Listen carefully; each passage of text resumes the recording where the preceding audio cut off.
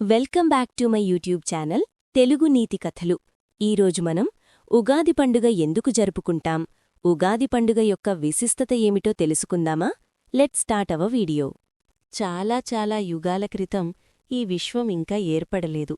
ఎక్కడి చూసినా అంతా ఖాళీగా ఉండేది. భూమి లేదు, ఆకాశం లేదు, సూర్యుడు లేదు, చంద్రుడు లేదు, గాలి లేదు, నీరు లేదు, పర్వతాలు లేవు, సముద్రాలు లేవు. జీవమనే విషయం కూడా ప్రపంచంలో ఉండేది కాదు. ఆ సమయంలో దేవతలందరూ ఒకచోట చేరారు. వారు ఈ విశ్వం ఖాళీగా ఉండడం చూసి ఆశ్చర్యపోయారు. జీవం లేకుండా ఈ విశ్వం నిశ్శబ్దంగా ఉంది. అప్పుడు వారు ఒక నిర్ణయం తీసుకున్నారు. ఈ ప్రపంచాన్ని సృష్టించాలి, జీవాన్ని పుట్టించాలి అని. అప్పుడు దేవతలందరూ కలిసి సృష్టికర్త అయిన బ్రహ్మదేవుని దగ్గరకు వెళ్లారు. ప్రభూ, ఈ విశ్వాన్ని మీరు సృష్టించండి, జీవం పుట్టించండి, కాలాన్ని ప్రారంభించండి అని ప్రార్థించారు. బ్రహ్మదేవుడు దేవతల ప్రార్థనను విన్నాడు. ఆయన చిరునవ్వుతో, సరే, నేను సృష్టిని ప్రారంభిస్తాను అని చెప్పాడు. ఒక పవిత్రమైన వసంతఋతు ఉదయం ఆయన తన సృష్టికార్యాన్ని ప్రారంభించాడు.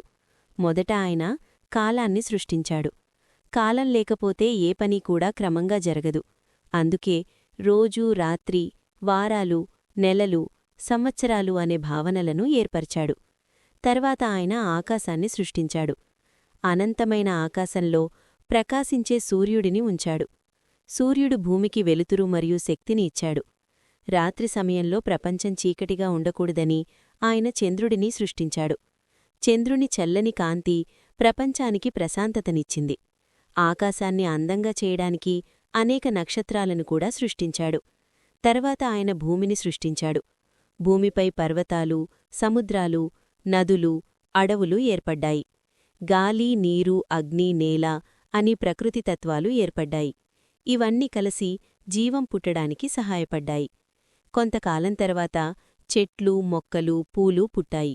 ప్రకృతి ఎంతో అందంగా మారింది. అడవుల్లో జంతువులు జీవించడం ప్రారంభించాయి.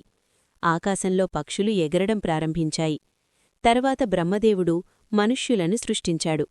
మనుష్యులు భూమిపై జీవించడం ప్రారంభించారు. వారు కుటుంబాలు ఏర్పరుచుకున్నారు, వ్యవసాయం చేశారు, పంటలు పండించారు. ఈ సృష్టి ప్రారంభమైన రోజు చైత్రమాసం శుక్లపక్షం పాడ్యమి. అదే రోజు ఒక కొత్త యుగం ప్రారంభమైంది.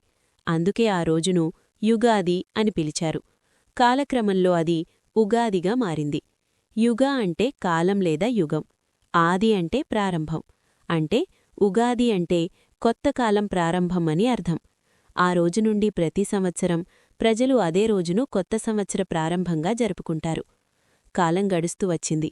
రాజులు మారారు, రాజ్యాలు మారాయి.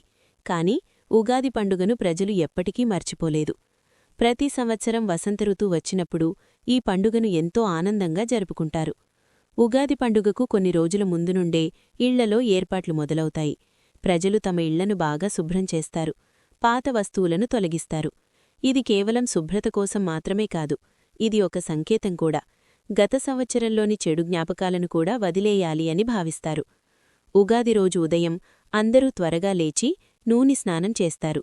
దీనిని అభ్యంగ స్నానం అంటారు. ఇళ్ల ముందు రంగురంగుల ముగ్గులు వేస్తారు. తలుపులకు మామిడి ఆకులతో తోరణాలు కడతారు.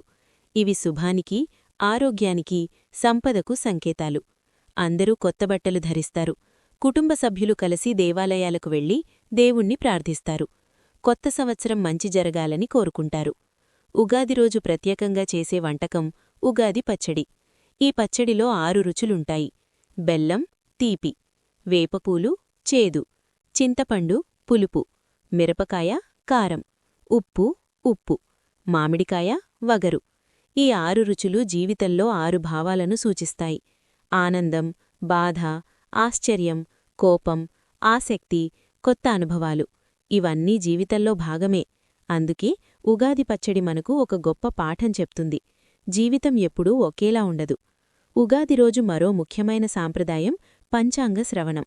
పండితులు కొత్త సంవత్సరానికి సంబంధించిన పంచాంగాన్ని చదువుతారు. ఆ సంవత్సరంలో వర్షాలెలా ఉంటాయి, పంటలెలా ఉంటాయి, ప్రజలకు ఎలాంటి ఫలితాలొస్తాయి అనే విషయాలను చెప్తారు.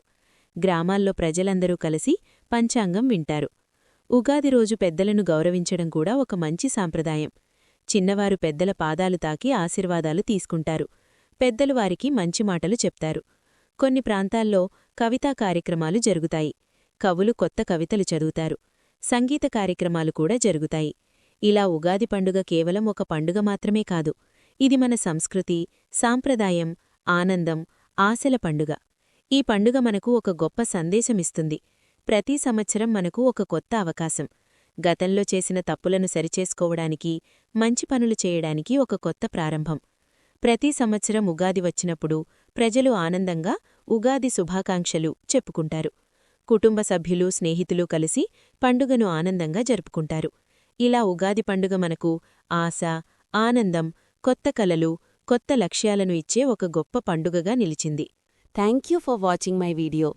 అందరికీ ఉగాది పండుగ శుభాకాంక్షలు. మనం ఉగాది పండుగ ఎందుకు జరుపుకుంటామో తెలిసింది కదా? మీ కుటుంబ సభ్యులకు మరియు మీ మిత్రులకు వీడియో షేర్ చేసి ఉగాది శుభాకాంక్షలు తెలియచేయండి. Thank you. Subscribe for more videos.